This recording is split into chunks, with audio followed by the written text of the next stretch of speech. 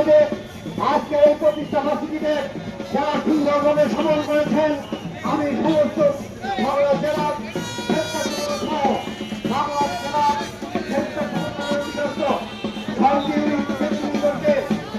জেলা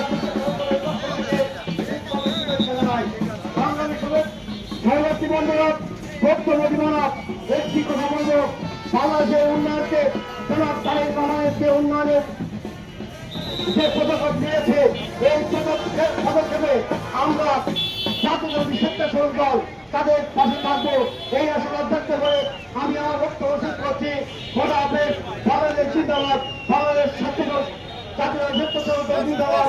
এবং আজকে এই সমাবেশ করা হলো। সবাইকে ধন্যবাদ।